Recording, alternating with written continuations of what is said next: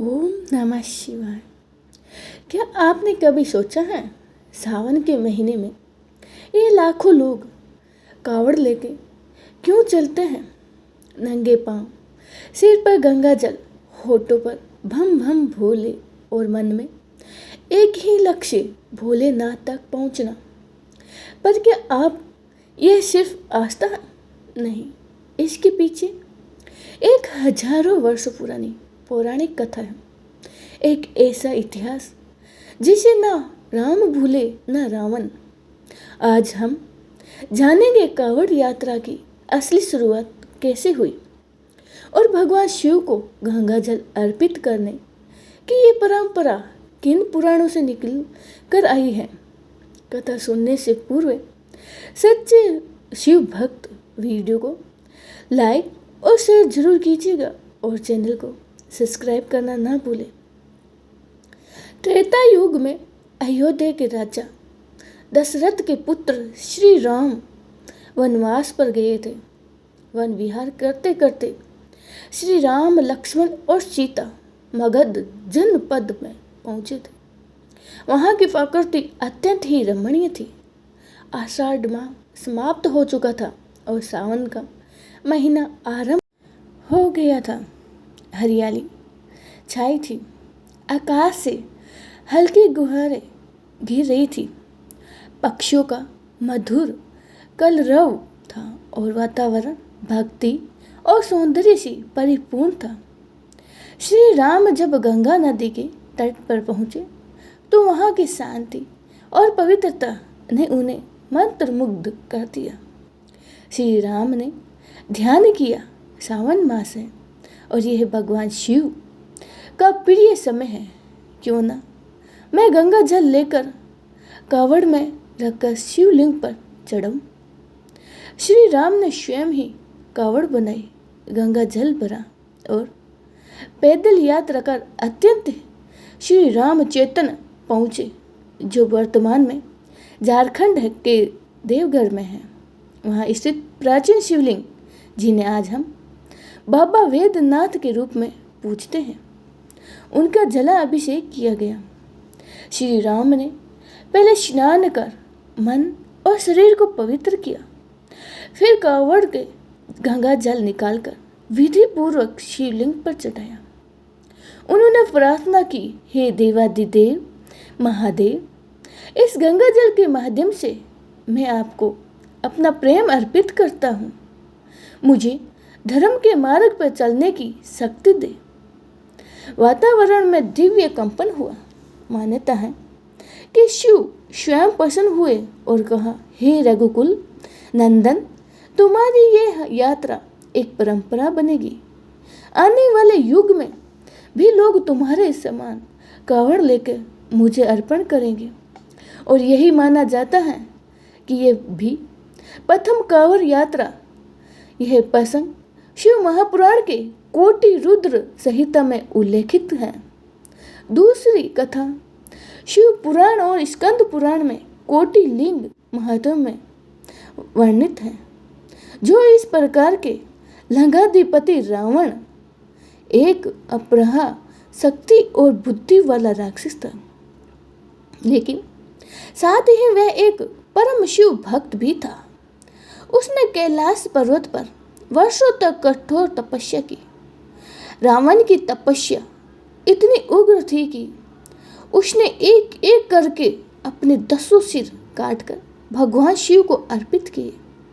हर बार जब वह एक सिर काटता तो शिव मंत्र से नया सिर उत्पन्न कर देता। पुण्य अर्पण करता। इस अभूतपूर्व बलिदान और तपस्या से प्रसन्न होकर भगवान शिव प्रकट हुए। शिवजी ने पूछा, रावण, तुम मुझसे क्या वरदान चाहते हो? रावण बोला, हे नीलकंठ, मैं चाहता हूँ कि आप मेरे साथ लंका चले ताकि मैं वहाँ आपकी आराधना कर सकूं। शिवजी ने कहा, ठीक है, मैं तुम्हारे साथ चलूँगा, किंतु याद रखो, मैं जहाँ भी मार्ग में धरती पर रखा जाऊँगा वहीं स्थायी रूप से स्थापित हो जाऊँगा। रावण सहमत हुआ। भगवान शिव ने अपना स्वरूप एक शिवलिंगी में समाहित किया। रावण ने उसे एक कावड़ के जैसे यंत्र से रखकर दक्षिण दिशा की ओर प्रस्थान किया। गगन वेदी मंत्रों और रावण लंका की विजय भावना के साथ यात्रा अत्यंत कठिन थी। पहाड़, नदियां, जंगल, गर्मी, लेकिन रावण नहीं रुका। देवग भयभीत हो उठे। यदि शिव स्वयं ही रावण के साथ लंका पहुंच गए तो रावण अपराज्य हो जाएगा। इंद्र, विष्णु, ब्रह्मा और अन्य देवता एकत्रित हुए और उपाय सोचने लगे। भगवान विष्णु ने योजना बनाई। वह स्वयं एक ग्वाले का रूप धारण करके जब रावण चिंता भूमि पहुंचा तो उसे रघु शंकर की आवश्यकता हुई। रावण सोचने लगा, मैं शिवलिंग को नीचे नहीं रख सकता। वह चीख कर बोला, कोई है जो थोड़ी देर के लिए शिवलिंग को थाम सके। तभी भगवान विष्णु एक ग्वाला का रूप धार कर आए। रावण ने ग्वाले को देखकर और कहा, शिवलिंग सौंपते हुए कहा, बस कुछ पल थामना, मैं शीघ्र ही लौटूंगा, किंतु ध्यान रहे शिवलिंगी को जमीन पर मत रखना। ग्वाला बोला, ठीक है, परंतु मैं अधिक देर नहीं थाम सकता। जैसे ही रावण दूर गया, ग्वाले ने शिवलिंग को नीचे रखा धरती पर रख दिया। शिवलिंग जमीन में ऐसे चिपक गई मानो वह वहां जन्मों हो। कुछ समय बाद रावण लौटा कर आया और देखा शिवलिंग धरती पर रखी हुई है तो वह क्रोधित हो उठा। उसने पूरी ताकत लगाकर शिवलिंग को उठाने की कोशिश की, परंतु शिवलिंग टस से मस नहीं हुई। उसने शिवलिंगी को खींचा और उस पर उसकी अंगुलियों के निशान रह गए। आज भी बाबा वेदनाथ के शिवलिंग पर एक हल्का सा दबाव महसूस होता है जो इसी कथा से जुड़ा है। तभी आकाशवाणी हुई। भगवान शिव बोले, रावण, तुमने शिवलिंगी को धरती पर रखा है, अब यही मेरा वास होगा। यह भूमि अब तीर्थ बन चुकी है। जो भी वक्त श्रद्धा से यहाँ आकर मुझ पे जल चढ़ाएगा उसकी सभी मनोकामनाएं पूर्ण होगी और उसे मोक्ष की प्राप्ति होगी। रावण निराश तो हुआ, लेकिन उसने वहीं पर शिवलिंगी की पूजा अर्चना और शिवलिंगी को जल चढ़ाया और लंका लौट गया। यह वही स्थल है जो आज बाबा वेदनाथ धाम के नाम से प्रसिद्ध है। यह वर्तमान में झारखंड के देवघर में स्थित है, जहाँ श्रावण में लाखों भक्त गंगा जल से भरकर लोग कावड़ में रखकर पैदल चलकर देवघर पहुँचते हैं और बाबा वेदनाथ पर जल चढ़ाते हैं, गंगा जल चढ़ाते हैं। पद्म पुराण के अनुसार गंगा जल की एक एक बूंद में तीर्थों का सार होता है। यह जल शिवजी को सबसे प्रिय है क्योंकि उन्होंने गंगा को अपनी जटाओं में समाहित किया है। जब भक्त गंगा जल लेकर शिवलिंग पर अर्पित करता है तो वह पापों से मुक्त हो जाता है। सावन मास में यह प्रभाव 1000 गुना बढ़ जाता है। स्कंद पुराण के अनुसार श्रावण मासी गंगायाम स्नातवाम शिव पूजितम अर्चितवाम जलम दैत्य मुक्तो भवंती। जन्मता हर बूंदे गंगे का वरदान होता है और जब वही बूंदे कावड़ में रखकर शिवलिंग पर अर्पित होती है तो यही से खुलता है कल्याण का मार्ग। कावड़ यात्रा सिर्फ एक दूरी नहीं है, यह आत्मा नियंत्रण की यात्रा है।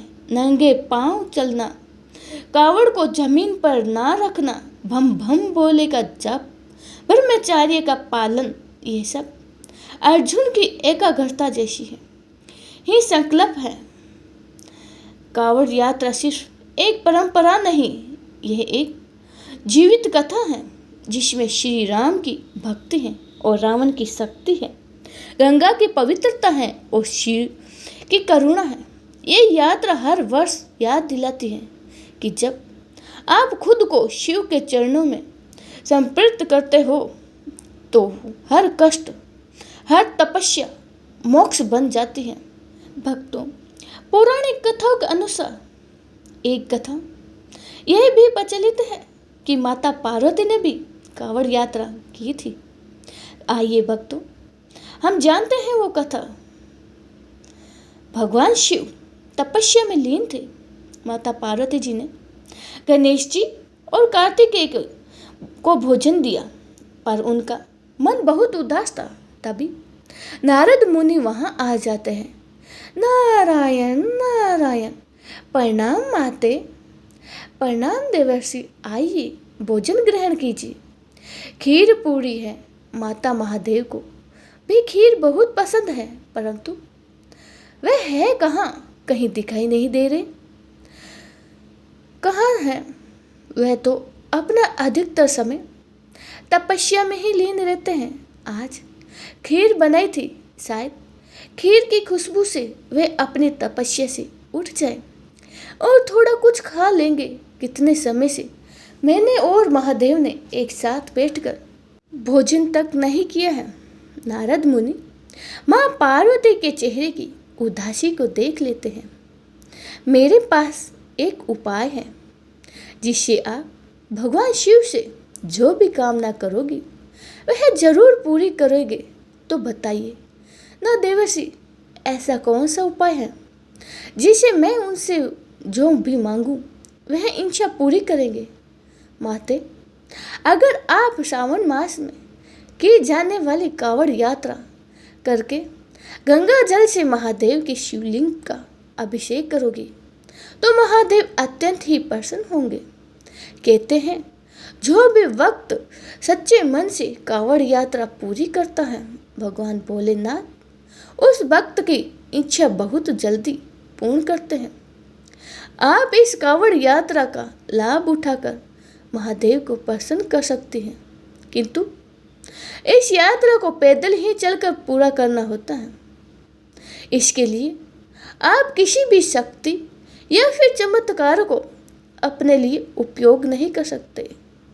तभी आपको इस कांवड़ यात्रा का पूरा फल प्राप्त होगा। भगवान भोलेनाथ को प्रसन्न करने के लिए आप जानते हैं देवर्षि, मैंने वर्षों कठोर तपस्या की थी, तब जाके प्रभु मुझे पति रूप में प्राप्त हुए थे। तो फिर मैं उनके प्रेम को पाने के लिए कोई भी कठिन तपस्या कर सकती हूँ। इसीलिए मैं कांवड़ यात्रा अवश्य पूरी करूँगी। माता पार्वती ने ठान लिया था कि वह कांवड़ यात्रा पूरी करके ही महादेव को प्रसन्न अवश्य करेगी। वो एक साधारण स्त्री का रूप ले लेती है और एक गांव में पहुंचती है। क्या तुम भी कांवड़ यात्रा कर रही हो क्या? हाँ बहन, मैं पहली बार कांवड़ यात्रा करने जा रही हूँ। बहुत मन था कि मैं कांवड़ यात्रा करूँ। सुना है कांवड़ यात्रा करने से महादेव मन की सारी मुरादें पूर्ण करते हैं। क्यों ना हम साथ में कांवड़ यात्रा करें? दोनों को एक दूसरे का साथ मिल जाता है। साथ में ठीक है, वैसे भी मैं बिल्कुल अकेली ही थी। आपका साथ हो जाएगा। आप मेरे घर चलो, हम फिर साथ में ही कांवड़ यात्रा के लिए निकलेंगे। राधा के कहने पर माता पार्वती भी उसके साथ उसके घर चली जाती हैं। पर जैसे ही राधा घर में प्रवेश करती हैं, उसकी सास उसे ताना देने लगती है।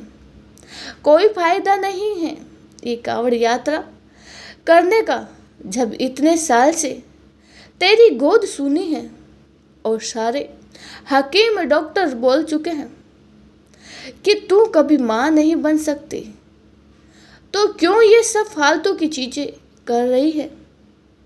माँ ठीक है कह रही है, राधा और अकेली जाओगी, मैं तो साथ जा नहीं सकता और ना ही मुझे कहना साथ चलने को।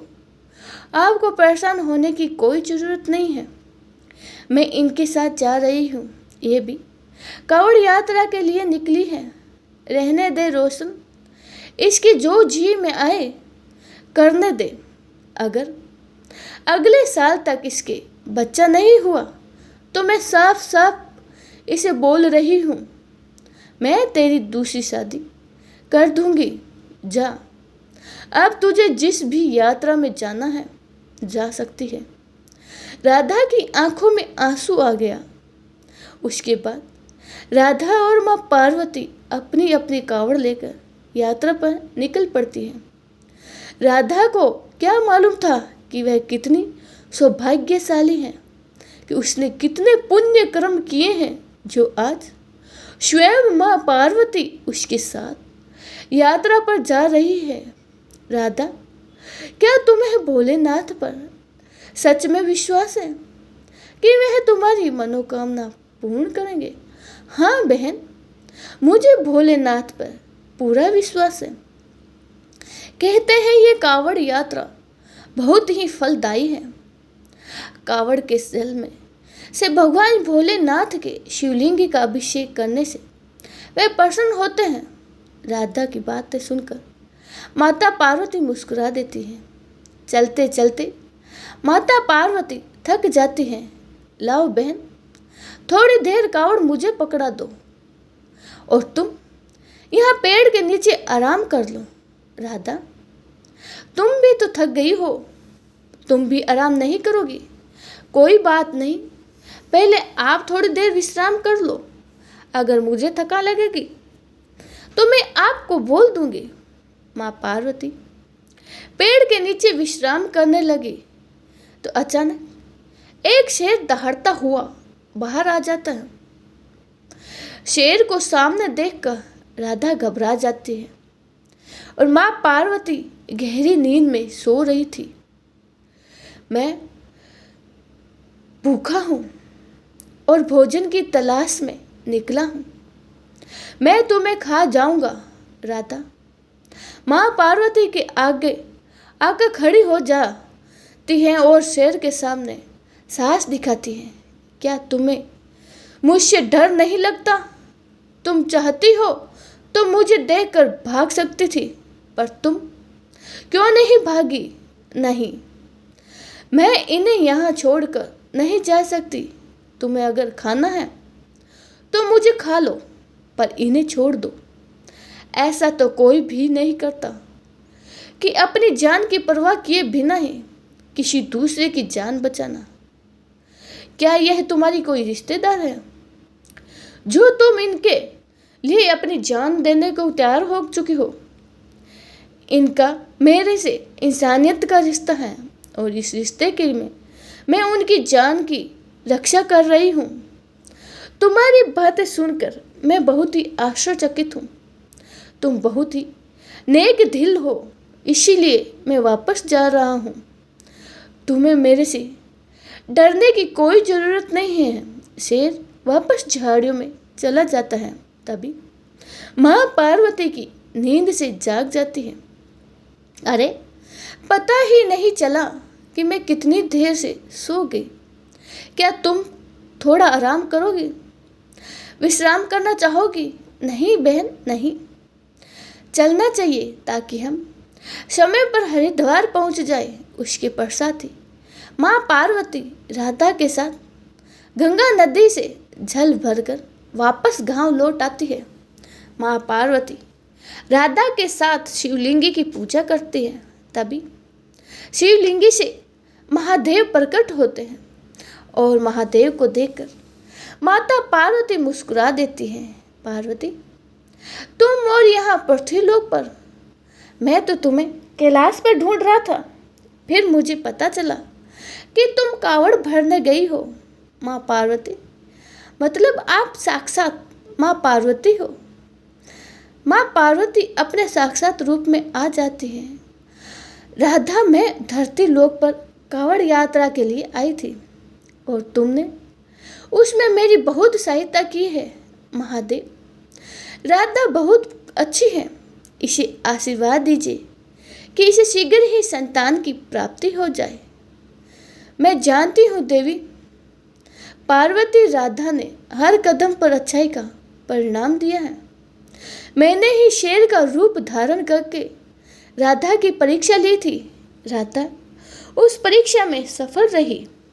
मैं राधा को उसकी सच्ची भक्ति का फल अवश्य प्रदान करूंगा।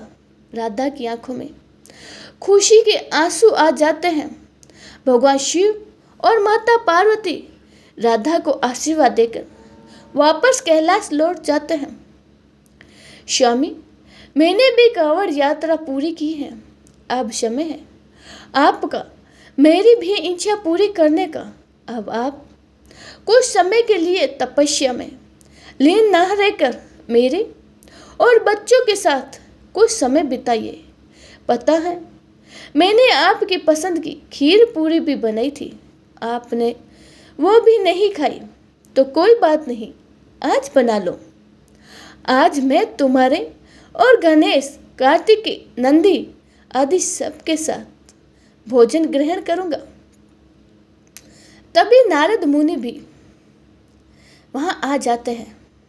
देखा माते, कांवड़ यात्रा का कितना शुभ प्रभाव है।